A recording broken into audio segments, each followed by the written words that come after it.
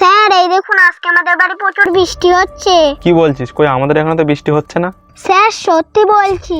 ঠিক আছে, আজ তাহলে পড়তে আসতে হবে না, কাল তাহলে তাড়াতাড়ি চলে আসিস। রাখছি তাহলে। এ বুদ্ধিটা কেমন লাগলো? চল আজ ছুটি, চল আমরা সারাদিন খেলা করব।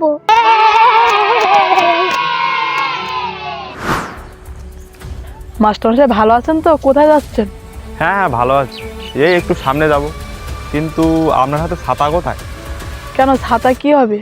আপনার মেয়ে যে বললো আপনাদের বাড়ির দিকে নাকি প্রচুর বৃষ্টি হচ্ছে, সেই জন্য তো আজকে ছুটি দিলাম। কই আমাদের বাড়িতে বৃষ্টি হচ্ছে না তো। তাহলে ও মিথ্যে বলেছে। ও দেখো বাড়ি গিয়ে খেলা করছে। হ্যাঁ, ওকে এক্ষুনি পড়তে নিয়ে যাও। ওকে মিথ্যে বলার জন্য উচিত শিক্ষাটা দিও। আমি তোমাকে কিছু বলবো না। হ্যাঁ হ্যাঁ ঠিক আছে, আমি দেখছি। ছাত্রীর বাড়িতে গিয়ে তুলিকা, এই তুলিকা। আচ্ছা তো বাড়িতে চলে গেলো, আমি এখন কি করব? হ্যাঁ একটা বুদ্ধি এসেছে। তুই গিয়ে বল আমি বাড়িতে নেই। স্যার তুলিকা বলছে তুলিকা বাড়ি নেই।